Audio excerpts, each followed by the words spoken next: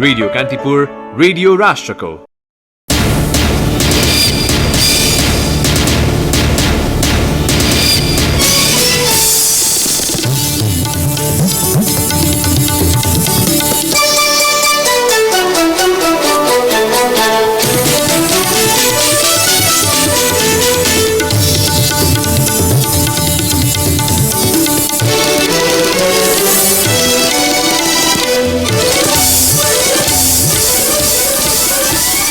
Corona virus रोकथामका लागि भन्दै सरकारले गरेका निर्णय अवज्ञा गर्दै राष्ट्रिय सभा र संसदीय समितिका बैठक निर्वाध सञ्चालनमा प्रतिनिधि सभाको बैठक भने 13 गतेसम्मका लागि स्थगित।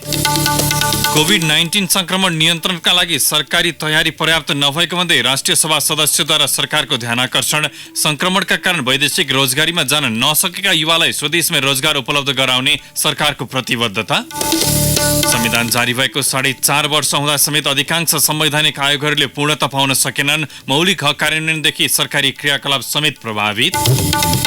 कोरोना भाइरसको संक्रमणका कारण विश्वभर हालसम्म झण्डै 9,000 जनाको मृत्यु। आगामी आइतबारबाट जनता कर्फ्यू लगाउने भारत सरकारको घोषणा। र प्रिमियर लिग सहित इङ्ग्लिस फुटबलका सबै खेल वैशाख 18 गतेसम्मका लागि स्थगित। अहिले नै टोकियो ओलम्पिक स्थगनको निर्णय गर्नु हतारो हुने वर्ल्ड एथलेटिक्सका अध्यक्ष लर्ड कोएको भनाई। नमस्कार, कान्तिपुर डायरीबाट साथी सुरज अनि तेजेन्द्रको समाचार अब विस्तारमा। कोभिड-19 संक्रमण रोकथामका लागि भन्दै सरकारले 25 जना भन्दा बढी भेला नहुन प्रतिबन्ध लगाए पनि राष्ट्रिय सभाको बैठक पछिल्लो समय निरन्तर बसिरहेको छ। यस्तै संसदीय समितिका बैठकहरू समेत निर्बाध रूपमा सञ्चालन भइरहेका छन्। सांसदहरूले बारम्बार बैठक स्थगित गर्न आग्रह गरे पनि संघीय संसद सचिवालयले बैठक जारी राखेको हो। गत आइतबार, सोमबार, मंगलबार र आज पनि बसेको बैठक राष्ट्रिय सभा अध्यक्ष गणेश प्रसाद तिमिल सिन्हाले भोलिका लागि पनि बोलाउनु भएको छ। राष्ट्रिय सभाको आजको बैठकमा केही विधेयक टेबल गर्ने र संसदीय समितिका प्रतिवेदन प्रस्तुत गर्ने सामान्य कार्यसूची थियो। संसद सचिवालयका एक कर्मचारीले केही महत्त्वपूर्ण काम बाँकी नै रहेकाले राष्ट्रिय सभाको बैठक दैनिक डाकिएको तर्क गरे। उहाँका अनुसार भोलि बैठक बस्नु अघि कार्यव्यवस्था परामर्श समितिले आगामी बैठकबारे निर्णय गर्नेछ। यसैबीच प्रतिनिधि सभाको बैठक सूचना प्रकाशित गर्दै चैत 13 गतेसम्मका लागि स्थगित भएको छ। पछिल्लो पटक गत फागुन 29 गते बसेको प्रतिनिधि सभा बैठक भोलिका लागि पनि बोलाइएको थियो। राज्य व्यवस्था तथा सुशासन समितिको बैठक 45 मिनट बसेर स्थगित भएको छ। संघ, प्रदेश र स्थानीय तह अन्तर्सम्बन्ध व्यवस्थापन विधेयकमाथि छलफलका लागि बोलाइएको बैठकमा सांसदहरूले 25 जना भन्दा बढी जम्मा हुन नपाउने सरकारी निर्णयको अवज्ञा भएको भन्दै आपत्ति जनाएपछि सभापति शशि श्रेष्ठले बैठक स्थगित गर्नुभएको हो। सांसदहरू पुष्पा भुसाल, बिन्दा पाण्डे लगायतले बैठकमा 40 जना सांसद उपस्थित भएकाले तत्काल स्थगित गर्न माग गरेका थिए। लगत्तै श्रेष्ठले बैठक स्थगित गर्नुभयो। यद्यपि संसदका विधायन व्यवस्थापन समिति, कानून न्याय तथा मानवाधिकार समिति, अर्थ समिति, कृषि सहकारी तथा प्राकृतिक स्रोत समितिका बैठक भने आज बसेका छन्। संसद सचिवालयले भोलि पनि केही समितिहरूको बैठक डाकेको छ।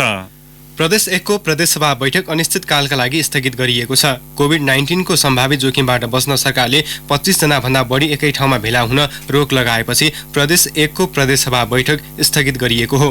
तर सरकारले गरेको घोषणालाई बेवास्ता गर्दै आज प्रदेशसभा बैठक सञ्चालन गरिएको थियो। बैठकमा सभामुख प्रदीप कुमार भण्डारीले अर्को सूचना नहुन्जेलसम्मका लागि बैठक स्थगित गरिएको सदनलाई जानकारी गराउनुभयो।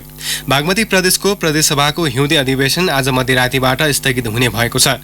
संक्रमण रोकथामका लागि भन्दै आज बिहान बसेको मन्त्री परिषद बैठकले मध्यराती 12 बजेदेखि लागू हुने गरी अधिवेशन अन्त्य गर्ने निर्णय गरेको हो। सांसदहरूले कोभिड-19 संक्रमण रोकथामका लागि सरकारले अपनाएका उपायहरू प्रशंसनीय भए पनि पर्याप्त नभएको बताएका छन्।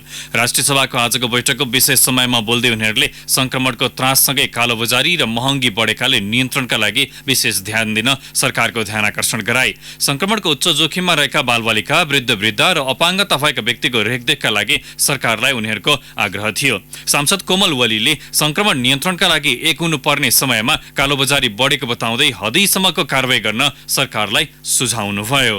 आफ्नो ज्यानको प्रवाह नगरेर कोरोनाको भ्याक्सिन आफूलाई टेस्ट गर्न तयार भएका छन् अमेरिकी जनताहरू। आफ्नो ज्यानको माया मारेर चाइनिज डाक्टर र नर्सहरू आज विश्वका विभिन्न ठाउँमा पुगेर औषधि उपचार गर्दैछन्। तर हाम्रो देशमा देश अप्ठ्यारो परेको बेला, जनताले दुःख पाएको बेला दाल, चामल, तेल, मास्क, सेनिटाइजर लुकाउने, कालो बजारी गर्ने कति लाजमर्दो कुरा हो। सम्माननीय अध्यक्ष महोदय, अहिले दैनिक उपभोग्य वस्तुहरू जस्तै दाल, चामल, नुन, चिनीको कृत्रिम अभाव देखाएर यो कालो बजारी भइरहेको छ। तर के कारबाही भयो, कतिजना व्यापारीलाई कारबाही गरियो, कस्तो कारबाही गरियो, यस सम्मानित सदनमा मन्त्रीज्यूले उपस्थित भएर जानकारी दिनका लागि म सम्माननीय अध्यक्ष महोदय मार्फत माग गर्दछु। सांसद प्रकाश पन्थले अन्तर्राष्ट्रिय उडानमा सरकारले लगाएको प्रतिबन्धले विदेशमा रहेका नेपालीहरू स्वदेश फर्कन नसकेको बताउँदै उनीहरूप्रति गम्भीर बन्न आग्रह गर्नुभयो। विदेशमा रहेका नेपालीहरू संक्रमित भएमा उनीहरू संक्रमण भयो भने उनीहरूको अभिभावकत्व कसले ग्रहण गर्छ, तिनीहरूको जिम्मा कसले लिन्छ, उपचार कसरी हुन्छ, यसतर्फ पनि सरकारको तयारीहरू देखेको छैन। म सरकारलाई यसतर्फ पनि जिम्मेवार हुनको लागि अपिल गर्न चाहन्छु। रेमिट्यान्स पठाउँदासम्म चाहिँ सरकारलाई आनन्दै हुने, टाउको नदुख्ने, तर तिनीहरू नेपाल फर्के भने रोग ल्याउँछन्, रोग सार्छन् भन्ने हिसाबले त्यसरी नेगेटिभ सोच्न थालियो भने त्यो प्रवृत्ति अत्यन्तै घातक हुन्छ। सरकारले यसतर्फ जवाफ दिन आवश्यक छ। सांसद बिमला राई पौडेलले संक्रमण नियन्त्रणका लागि हरेक क्षेत्र र तबकाका व्यक्तिले आफ्नो जिम्मेवारी निर्वाह गर्न आवश्यक रहेको बताउँदै हातेमालो गर्न आह्वान गर्नुभयो। विशेष गरिकन यो यस्तो खालको लडाई हो जसमा सरकार आफू मात्रै लडेर सम्भव छैन। यो लडाई जित्नको लागि नागरिक पनि उत्तिकै संवेदनशील हुनुपर्छ, उत्ति नै जवाफदेही हुनुपर्छ। नागरिक समाज, निजी क्षेत्र, सेवा प्रदायक संघ संस्थाहरू, स्वास्थ्य कर्मीहरू र सेवा सुचारू गर्ने कर्मचारीहरू, यो सबैसँगको हातेमालो र सहकार्य अनि उहाँहरूको संवेदनशीलता र जवाफदेहिता बिना हामी यो लडाई लड्न सक्दैनौँ। सांसद गोपीबहादुर छामेले सरकारको एक्लो प्रयासले मात्र संक्रमण नियन्त्रण सम्भव नहुने भन्दै राष्ट्रिय एकताको खाँचो औल्याउनुभयो। यति मात्रै तयारीले हामी यो चुनौतीलाई सामना गर्न सक्दैनौँ। यसको लागि राष्ट्रले, सरकारले, राजनीतिक पार्टी र सबै जनसमुदायको एकता सहित हामी सजगताले मात्रै हामी यो चुनौतीको चाहिँ सामना गर्न सक्ने ठाउँमा छौँ। हामी सबै राजनीतिक पार्टी, जनसमुदाय र सरकारले पहल लिनु जरुरी छ। कोरोना संक्रमणका कारण वैदेशिक रोजगारीमा जान नपाएकालाई सरकारले स्वदेशमै रोजगार उपलब्ध गराउने भएको छ। सिंहदरबारमा आज आयोजित पत्रकार सम्मेलनमा सरकारका प्रवक्ता, अर्थ एवं सञ्चार तथा सूचना प्रविधि मन्त्री युवराज खतिवडाले इच्छुकलाई प्रधानमन्त्री रोजगार कार्यक्रम अन्तर्गत रोजगार उपलब्ध गराउने तयारी सरकारले गरेको बताउनुभयो। वैदेशिक रोजगारीमा जान नपाएका नागरिकहरू स्वदेशमै रोजगारीमा आबद्ध हुन चाहनुहुन्छ भने उहाँहरूलाई श्रम मन्त्रालय अन्तर्गत रहेको प्रधानमन्त्री रोजगार कार्यक्रममा सूचीकृत भएर उपलब्ध कामका अवसरमा त्यहाँ आफू संलग्न भएर काम गर्न आउनको लागि पनि म तपाईहरू मार्फत आह्वान गर्दछु। हामीले सार्वजनिक निर्माणमा रोजगारी प्रत्याभूति गरेका छौँ, त्यसअनुसारै सरकारले काम गर्छ। वैदेशिक रोजगारीमा परेको असरका कारण विप्रेसन आप्रवाह घटी मुलुकको अर्थतन्त्रमै असर गर्छ भन्ने भ्रम नपर्न समेत मन्त्री खतिवडाले आग्रह गर्नुभयो। बैंकिङ तरलता सहज भएकाले विप्रेसन आप्रवाह कम हुँदा मुद्रा र पुँजी बजारमा कठोर अवस्था सृजना नहुने उहाँको भनाइ थियो। कोरोनाको सबैभन्दा ठूलो असर पर्यटन क्षेत्रमा परेको भन्दै मन्त्री खतिवडाले पर्यटन व्यवसायलाई आर्थिक सङ्कटमा पर्न नदिने प्रतिबद्धता समेत व्यक्त गर्नुभयो। अहिले चाहिँ व्यापार सहजै ढङ्गले भइराखेको, पेट्रोलियम पदार्थको आपूर्ति सहज ढङ्गले भइराखेको र यसकै आधारमा हामीले सम्पूर्ण व्यापार र विद्युत लगायतको ऊर्जाको आपूर्ति चाहिँ सहज भइराखेको हुनाले हाम्रा आन्तरिक आर्थिक क्रियाकलापहरू केही क्षेत्र बाहेक धेरै प्रभावित भइसकेका छैनन्। त्यसैले अब व्यापार क्षेत्र, निर्माण क्षेत्र, उद्योग क्षेत्र, वित्त क्षेत्र स्वाभाविक गतिले अघि बढिरहँदा केही सानातिना क्षेत्रहरूमा हामीलाई अलिकति असर परेको छ। पत्रकार सम्मेलनमा उद्योग वाणिज्य तथा आपूर्ति मन्त्री लेखराज भट्टले सर्वसाधारणमा सामग्री अभावको बढी त्रास देखिएको भन्दै सबै सरोकारवाला पक्षसँग समन्वय गरेर सरकारले आपूर्ति नियमित गर्नेमा विश्वस्त हुन आग्रह गर्नुभयो। त्रिभुवन विश्वविद्यालयले भोलिबाट चैत्र महिनाका लागि तय सम्पूर्ण परीक्षा र पठन पाठन स्थगित गरेको छ। कोरोना भाइरसको सम्भावित संक्रमणलाई ध्यानमा राख्दै सरकारले हिजै एसईई सहित विश्वविद्यालयसम्मका सम्पूर्ण परीक्षा र पठन पाठन चैत्र मसान्तसम्म स्थगित गर्ने निर्णय गरे पनि त्रिवीले आजका लागि तय परीक्षा सञ्चालन गरेर मात्र सो निर्णय लिएको हो। सम्पूर्ण तहका परीक्षाहरू स्थगित हुँदा झण्डै 15 लाख परीक्षार्थी प्रभावित भएका छन्। विश्वविद्यालयको आज बसेको कार्यकारी परिषद बैठकले सबै परीक्षा र नियमित कक्षाहरू स्थगित गर्ने निर्णय गरेको उपकुलपति धर्मकान्त बास्कोटाले जानकारी दिनुभयो। यस्तै राष्ट्रिय परीक्षा बोर्ड, सिटिभिटी, पोखरा विश्वविद्यालय, पूर्वाञ्चल विश्वविद्यालय लगायतले पनि पूर्व निर्धारित सबै परीक्षा तालिका स्थगित गरेका छन्। यसैबीच लोकसेवा आयोगले पनि चैत्र 8 गतेदेखि हुने सबै तहको लिखित परीक्षा स्थगित गरेको जनाएको छ। उपसचिव एकनारायण शर्माद्वारा जारी विज्ञप्तिमा पूर्व निर्धारित निजामती सेवा, सुरक्षा निकाय र संगठित संस्थातर्फका लिखित परीक्षाका कार्यक्रम अर्को सूचना प्रकाशन नभएसम्मका लागि स्थगित गरिएको रहेको उल्लेख छ। संक्रमणको जोखिमलाई ध्यानमा राख्दै सुनसरीको धरान स्थित बीपी कोइराला स्वास्थ्य विज्ञान प्रतिष्ठानले चिकित्सा शास्त्रको स्नातक तहका सबै पठन पाठन अनिश्चितकालका लागि स्थगित गरेको छ। प्रतिष्ठानका शैक्षिक दिन प्राध्यापक डाक्टर चन्द्रभूषण झाले अर्को सूचना जारी नभएसम्मका लागि स्नातकका एमबीबीएस, बीडीएस, बीएमआईटी, बीएससी नर्सिङ लगायतका सबै पठन पाठन बन्द गरिएको बताउनुभयो। चिकित्सा शास्त्रका स्नातकोत्तर तह अध्ययनरत विद्यार्थी भने मेडिकल काउन्सिलमा रजिस्ट्रार्ड चिकित्सक हुने भएकाले उनीहरूलाई भने बिदा दिइएको छैन। कान्तिपुर डायरीमा अब ब्रेकको पालो। अब बाँकी प्रसङ्ग कोभिड-19सँग सम्बन्धित समाचारहरू बाँकी नै छन्। सुअघि कान्तिपुर सविस्तार। कान्तिपुर सविस्तार। जनताको अधिकार स्थापित गराउन र लोकतान्त्रिक गणतन्त्र संस्थागत गर्न भन्दै गठन भएका 13वटा संवैधानिक आयोगमध्ये अधिकांश अहिले नेतृत्वविहीन अवस्थामा छन्। संविधान जारी भएको 4.5 वर्षसम्म संवैधानिक आयोग गरिने अपूर्ण हुँदा एकातर्फ संविधान कार्यान्वयन फितलो देखिन्छ भने अर्कोतर्फ जनताको समस्याहरू सम्बोधन हुन सकिरहेका छैनन्। नियुक्ति भएका पदाधिकारीमा पनि राजनीतिक ट्याग झुन्डिएपछि प्रभावकारी काम हुन नसक्नु स्वाभाविक हो। सरकार परिवर्तनसँगै मानसिक दबावमा पदाधिकारीहरू राजीनामासम्म दिन बाध्य भइरहेका छन्, जसले कार्य सम्पादन भद्रगोलको अवस्थामा छ। संविधान जारी भएको 4.5 वर्ष हुँदा समेत सरकारसँग प्रत्यक्ष सरकार राख्ने संवैधानिक आयोगहरू पदाधिकारी विहीन छन्। 13 मध्ये राष्ट्रिय मानव अधिकार र लोकसेवा बाहेक सबै आयोगले तोकिएको कार्य सम्पादन गर्न सकेका छैनन्। समानता, पिछडिएको वर्ग तथा क्षेत्रको प्रतिनिधित्व गर्ने आदिवासी जनजाति, दलित तथा महिला आयोगहरूले पूर्णता नपाउँदा गम्भीर प्रकृतिका मुद्दाहरू ओझेलमा छन्। संविधान अनुसार 29 असोज 2074 मा आयोग सम्बन्धी ऐन जारी भएसँगै बनेको महिला आयोग अहिलेसम्म नेतृत्वविहीन छ। यो बीचमा महिलाका सवालमा थुप्रै गम्भीर घटनाहरू भए। महिला आयोगले गर्नुपर्ने धेरै महत्वपूर्ण कामहरू हुन सकेनन् भने नीतिगत कामहरू बन्न सकेका छैनन्। संवैधानिक आयोगको पदाधिकारी नियुक्तिमा ढिलाइ हुनु मुख्य सत्तारूढ र प्रतिपक्षको भागबण्डा नै हो। संवैधानिक आयोगको पदाधिकारी नियुक्ति प्रक्रियामा प्रधानमन्त्री केपी शर्मा ओलीले जति अग्रसरता देखाउनु पर्ने हो त्यो अग्रसरता न्यून हुँदा राज्यको महत्वपूर्ण मानेका आयोगहरू पदाधिकारी विहीन छन्। सत्तारूढ दलका वरिष्ठ नेता तथा पूर्व प्रधानमन्त्री झलनाथ खनाल। माथिल्लो नेतृत्वको बीचमा खास गरी सत्तारूढ दल प्रतिपक्षको बीचमा एउटा सहमति हुनुपर्छ। त्यो सहमति बनाउने प्रयत्न जति अगाडि गर्नुपर्ने त्यो गर्ने काम भइरहेको छैन। त्यो भयो भने चाँडै भइहाल्छ। प्रधानमन्त्री नै अस्वस्थ हुनुहुन्थ्यो, अब उहाँको अपरेसन भयो, स्वस्थ हुनु भएको छ क्यार।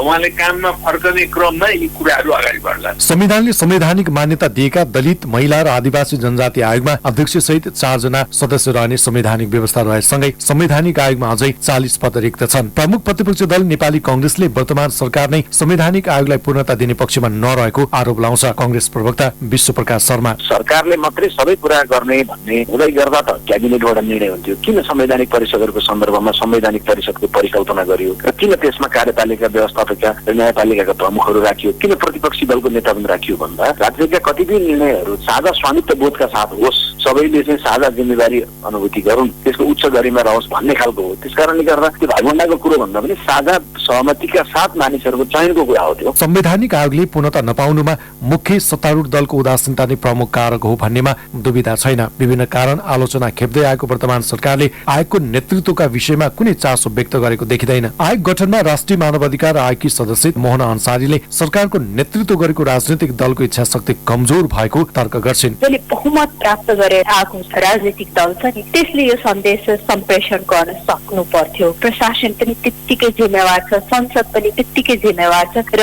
अहिले जसले चाहिँ सरकारको नेतृत्व गरिराख्नु छ त्यो पार्टी छनै जिम्मेवार छ। यसमा प्रशासनिक पक्ष सबैभन्दा ठुलो जिम्मेवार छ। फेरि त्यसले यी आयोगहरूलाई रुचाउँदैन। जुन दिनदेखि संविधानमा लेखिएको छ त्यही दिनदेखि उहाँहरूको दिमागमा यो कुरा छ। संविधानको पूर्ण कार्यान्वयन भन्दै झ्यालीपिटीको वर्तमान सरकारले नेतृत्व सम्हालेको 2 वर्ष बितिसक्दा पनि संवैधानिक आयोगमा पदाधिकारी नियुक्ति गर्न सकेको छैन। सरकारको काम कारबाहीमा प्रत्यक्ष वा परोक्ष सरकार राख्ने र सरकारलाई नीतिगत कार्यान्वयनका लागि दबाव दिन सक्ने अधिकार पाएका संवैधानिक आयोग नै नेतृत्वविहीन हुनु संविधान कार्यान्वयन प्रति सरकार र राजनीतिक दल कति गम्भीर छन् भन्ने प्रश्न हुने संविधानविद विपिन अधिकारी बताउँछन्। केवल अध्यक्षलाई मात्र या चाहिँ प्रमुख व्यक्तिलाई मात्र नियुक्त गरेर उद्देश्य पूरा हुँदैन। अनि बनाउँदाखेरि पनि सम्बन्धित क्षेत्रको पर्याप्त रूपमा प्रतिनिधित्व हुने गरी टिम बनाउनु पर्छ। डेडलाइन छैन, कटापेट छैन भन्ने आधारमा यसलाई ढिलो ढालो गर्ने भन्दा पनि उचित रूपमा राम्रा मान्छेहरू ल्याएर यसलाई भर्ने हो र चाँडोभन्दा चाँडो हतियार प्रयोग गर्ने वातावरण निर्माण गर्छ। संविधानमा संघीय संसदले ती आयोगहरू संविधान जारी भएको 10 वर्षपछि पुनरावलोकन गर्न सक्ने प्रावधान राखेको छ। तर संविधान जारी भएको 4.5 वर्ष पुग्दा पनि आयोगले नेतृत्व नपाउनु वर्तमान सरकारलाई सत्ता र राजनीतिक दलमा पदको लालचा मौलाएको प्रश्न देखिन्छ। संवैधानिक आयोगलाई कमजोर तुलाएर सरकार बलियो हुने होइन, बरु ती आयोगहरू बलिया भए सरकारी काम कारबाहीको रेखदेख पनि सहज हुने थियो। रेडियो कान्तिपुरका लागि सन्तोष गन्धर्व। कान्तिपुर सविस्तार।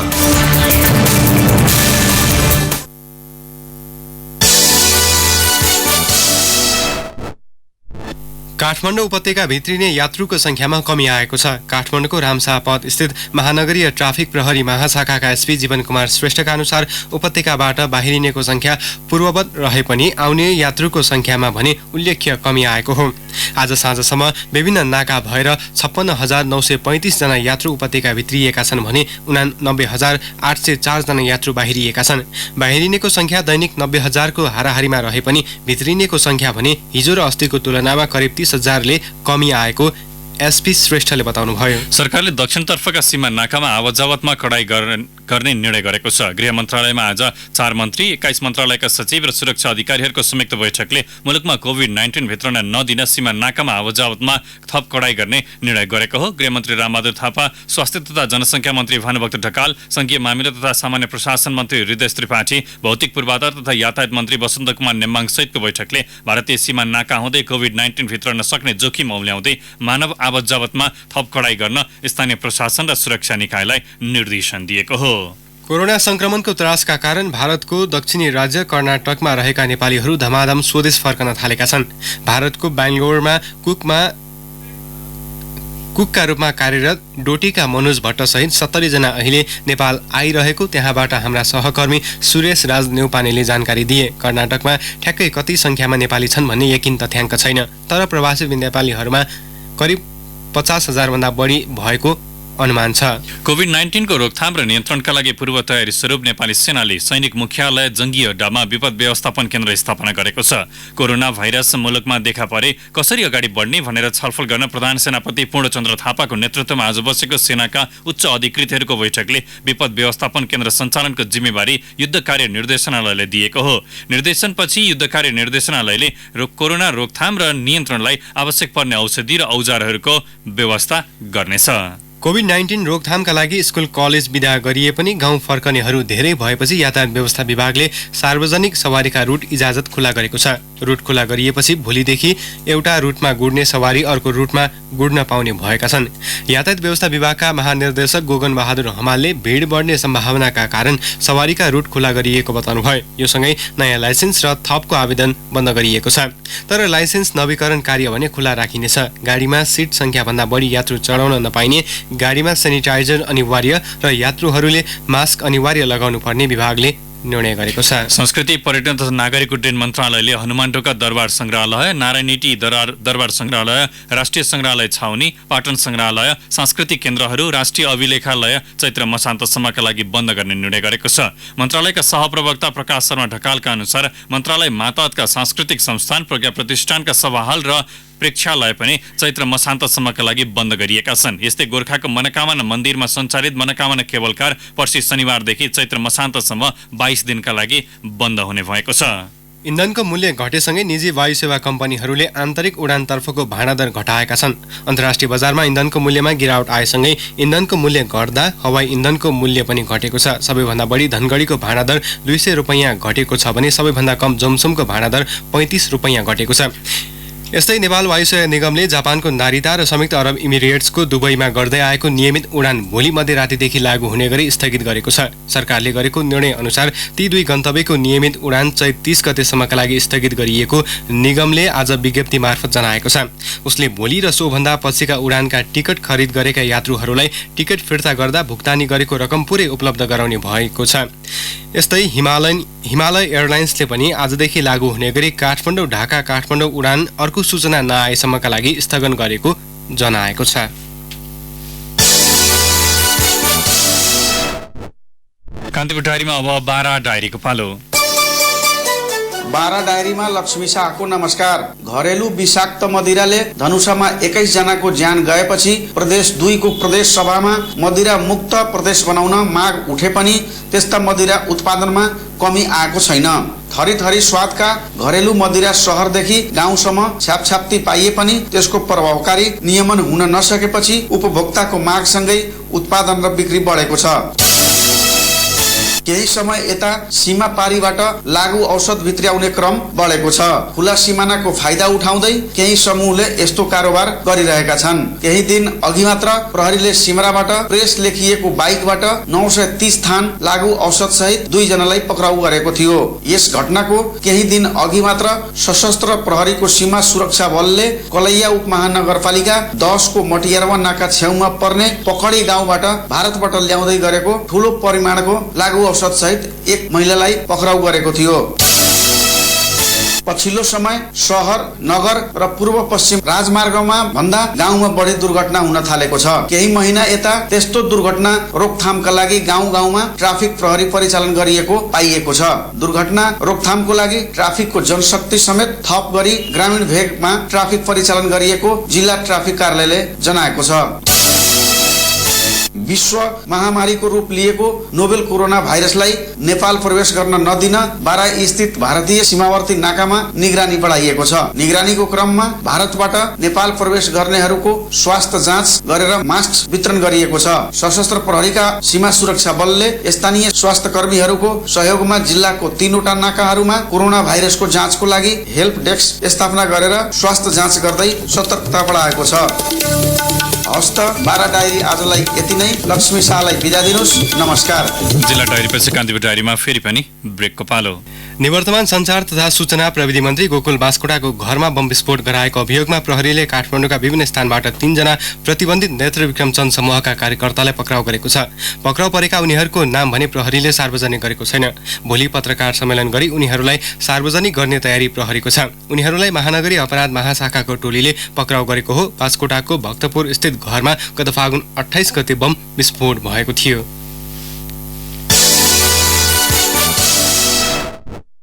अब आर्थिक समाचार। नेपाल समुद्रपार निकासी पैठारी संघले आपूर्ति व्यवस्था सहज बनाउन र कालोबजारी रोक्न सरकारलाई सघाउने प्रतिबद्धता व्यक्त गरेको छ। कोरोना भाइरस संक्रमणको जोखिमलाई ध्यानमा राख्दै संघले सरकारलाई सहयोग गर्ने र आपूर्ति चेन बिग्रन नदिने प्रतिबद्धता जनाएको हो। संघको प्रतिनिधि मण्डलले वाणिज्य, आपूर्ति तथा उपभोक्ता संरक्षण विभागका महानिर्देशक नेत्रप्रसाद सुवेदीलाई भेटेर कोभिड-19 ले सृजना गरेको अप्ठ्यारो अवस्थामा आपूर्ति चेन खलबलिन नदिन तथा कालोबजारी र कृत्रिम अभाव रोक्न सरकारलाई सघाउने बताएको हो। अध्यक्ष सुनिल कुमार बम्सरले बजार अनुगमनलाई चाडपर्व र अप्ठ्यारो परिस्थिति परेको बेला मात्र सीमित नराखी नियमित बनाउन महानिर्देशक सुवेदी समक्ष आग्रह गर्नुभयो। विभागका महानिर्देशक सुवेदीले संघले उठाएको वास्तविक चासोका विषयलाई सम्बोधन गर्ने आश्वासन दिनुभयो। कारोबार हुने साताको अन्तिम दिन आज धितोपत्र बजारमा दोहोरो अङ्कले सुधार देखिएको छ। शेयर कारोबार मापक नेप्से परिसूचक आज 13.5 अङ्कले बढेर 1269.30 बिन्दुमा पुगेको छ। नेप्सेमा आज 1 अर्ब 90 करोड 31 लाख रुपैयाँ बराबरको कारोबार भएको नेपाल स्टक एक्सचेन्जले जनाएको छ। नेप्से उकालो लागेसँगै कारोबार रकममा पनि अघिल्लो दिनको तुलनामा 72 करोड रुपैयाँले वृद्धि भएको छ। 16.26 अङ्कले गिरावट आएको नेप्सेमा हिजो 1 अर्ब 18 करोड रुपैयाँ बराबरको कारोबार भएको थियो। कारोबार भएका व्यापार, होटल, विकास बैंक, वित्त र उत्पादन बाहेक बाँकी सबै कम्पनी समूहका उपसूचक उकालो लागेको छ। सबैभन्दा बढी जीवन बीमा कम्पनी समूहका उपसूचक 140.5 अङ्कले बढेको छ। नेप्सेमा आज कुल 173 कम्पनीका 18,792 कारोबारबाट 51,06,681 किता सेयर किनबेच भए। अब अन्तर्राष्ट्रिय समाचार। कोरोना भाइरसको संक्रमणका कारण विश्वभर हालसम्म झण्डै 9,000 जनाको मृत्यु भएको छ। 2,20,000 जनामा संक्रमण पुष्टि भएको छ। 2,20,000 जनामा संक्रमण पुष्टि भएको छ, जसमध्ये 84,000 जनामा संक्रमण निको भएको छ। युरोपेली संघका प्रमुख अर्थात् ब्रेक्जिट वार्ताकार मिचेल वार्नियरमा कोरोना संक्रमण देखा परेको छ। रुसमा पहिलो पटक 1 जनाको मृत्यु भएको छ। इटलीमा हिजो मात्र संक्रमणबाट 475 जनाको मृत्यु भएको छ। संक्रमण भयावह बनेपछि अस्ट्रेलियाको क्वान्टाज एयरलाइन्सले सबै अन्तर्राष्ट्रिय उडानहरू स्थगित गरेको छ। न्युजिल्यान्डले अन्य देशको भ्रमण नगर्न आफ्ना नागरिकलाई आग्रह गरेको छ। बाहिर रहेका आफ्ना नागरिकलाई पनि स्वदेश फर्कन भनेको छ। अस्ट्रेलिया अस्ट्रेलिया र न्युजिल्यान्डले अन्य मुलुकहरूसँग जोडिएका आफ्ना सीमा नाका बन्द गरेका छन्। दक्षिण कोरियामा 4 दिनसम्म लगातार कमी आएको संक्रमितको संख्या आज भने बढेको छ। एकै दिन आज 152 संक्रमित थपिएसके त्यहाँ कुल संक्रमितको संख्या 8565 पुगेको छ। संक्रमणसँग जुझ्न भन्दै बेलायतले 20,000 सैनिकलाई तैनाथ राख्ने उल्लेख गरेको छ। भारतमा कोरोनाका कारण 4 जनाको मृत्यु भइसकेको छ। कोरोनाको जोखिम बढेको भन्दै भारत सरकारले आगामी आइतबारदेखि सबै अन्तर्राष्ट्रिय उडान बन्द गर्ने घोषणा गरेको छ। भारतमा कोरोना भाइरसको संक्रमण बढ्न थालेपछि सरकारले बिहान 7 देखि बेलुकी 9 बजेसम्म जनता कर्फ्यू लगाउने भएको छ। प्रधानमन्त्री नरेन्द्र मोदीले देशवासीका नाममा आज साँझ सम्बोधन गर्दै जनता कर्फ्यू लगाउने घोषणा गर्नुभएको हो। कोरोना भाइरसको जोखिमबाट बच्न सो समय भेटभाडमा नजान, घरबाट बाहिर ननिस्कन, समाजमा दूरी कायम गर्न प्रधानमन्त्री मोदीले सर्वसाधारणलाई आग्रह गर्नुभयो। विश्वव्यापी बनेको कोरोना भाइरस संक्रमणका कारण आर्थिक गतिविधि तथा व्यावसायिक कार्यहरू कम भएपछि वायु प्रदूषण तथा तापमापन बढाउने ग्यासहरूको उत्सर्जनमा उल्लेख्य कमी आएको छ। विशेष गरी मुख्य शहर तथा क्षेत्रहरूका कैयौं उद्योग तथा कल कारखाना बन्द हुनुका साथै दैनिक क्रियाकलाप र भ्रमणहरू कम भएपछि वायु प्रदूषण तथा पृथ्वीबाट हानि पुर्याउने ग्यासहरूको उत्सर्जनमा उल्लेख्य कमी आएको एक अनुसन्धानले देखाएको छ। कोलम्बिया विश्वविद्यालयका अनुसन्धानकर्ताहरूले सार्वजनिक गरेको प्रतिवेदनमा अमेरिकाको न्युयोर्कमा विशेष गरी कारले उत्पादन गर्ने कार्बन मोनोक्साइड ग्यासको उत्सर्जन 50%ले घटेको उल्लेख गरेको छ। न्युयोर्कमा सडक ट्राफिक समेत 35%ले घटेको छ। चीनमा पनि कार्बन उत्सर्जन 25%ले घटेको छ। चीन र इटालीको उत्तरी भेगमा नाइट्रोजन डाइअक्साइडको मात्रामा पनि उल्लेख्य कमी आएको अनुसन्धानले देखाएको छ। तर महामारी रोकिएपछि पृथ्वीको तापमापन पुनः तीव्र रूपमा बढ्न सक्ने अनुसन्धानकर्ताहरूले बताएका छन्। अब खेल समाचार। इङ्ग्लिस प्रिमियर लिग सहित इङ्ग्लिस फुटबलका सबै खेल 1.5 महिनापछि धकेलिएका छन्। कोरोना संक्रमण बढ्दै गएपछि इङ्ग्लिस फुटबल संघले प्रिमियर लिगसँगै EFL, women's super league, women's championship र स्कटल्यान्ड, वेल्स र नर्दर्न आयरल्यान्डमा हुने सबै प्रतियोगिताहरू आगामी वैशाख 18 गतेसम्मका लागि स्थगित गरेको जनाएको छ। संक्रमण नियन्त्रणमा आएसँगै आयोजकले नयाँ तालिका सार्वजनिक गर्ने जनाएको छ। इङ्ग्लिस प्रिमियर लिगका 29औं चरणका खेलहरू जारी रहँदा लिभरपुल 82 अङ्कमा तालिकाको शीर्ष स्थानमा छ। दोस्रो स्थानको म्यान्चेस्टर सिटीको मात्र 57 अङ्क छ। उपाधिका लागि लिभरपुललाई अब 2 जित मात्र पर्याप्त हुनेछ। च्याम्पियन्स लिग, ला लिगा लगायत प्रसिद्ध फुटबल प्रतियोगिताहरू यसअघि नै स्थगित भइसकेका छन्। वर्ल्ड एथलेटिक्सका अध्यक्ष एवं टोकियो ओलम्पिक समन्वय समितिका सदस्य लर्ड कोयले अहिले नै ओलम्पिक 2020 स्थगित गर्नु हतारो हुने बताएका छन्। अन्तर्राष्ट्रिय ओलम्पिक कमिटीले कोरोना संक्रमणका बावजुद आगामी जुलाई 24बाटै प्रतियोगिता गर्ने बताइरहेका बेला कोएको यस्तो भनाइ आएको हो। विश्व खेलकुदका अन्य गतिविधिहरू धमाधम स्थगित भइरहँदा ओलम्पिक समयमै आयोजना गर्ने IOC को चाहना छ। कोयले अझै 4 महिनाको समय बाँकी रहेका भन्दै उपयुक्त समयमा निर्णयमा पुगिने बताएका छन्। लन्डन ओलम्पिक 2012 को आयोजक कमिटीका अध्यक्ष रहिसकेका कोयले मिति सार्नुपर्ने अवस्था आए त्यो पनि हुने, तर अहिले नै त्यसबारे सोच्न हतारो हुने प्रतिक्रिया दिएका छन्। गत बिहीबार मात्रै टोकियो ओलम्पिकका आयोजकहरू ग्रिसको एथेन्सबाट ल्याएको ओलम्पिक टर्च हस्तान्तरण गरिएको थियो। यसै साथै कान्तिपुर डायरीका आजका सम्पूर्ण बुलेटिनहरू यहीँ सकिन्छन्। नियमित बुलेटिन भोलि बिहान 6:30 बजेबाट हुनेछ। तबसम्मलाई सूरज र तेजेन्द्र बिदा हुन्छ। नमस्कार, शुभरात्रि। सूचना र मनोरञ्जनको संवाहक रेडियो राष्ट्रको रेडियो कान्तिपुर।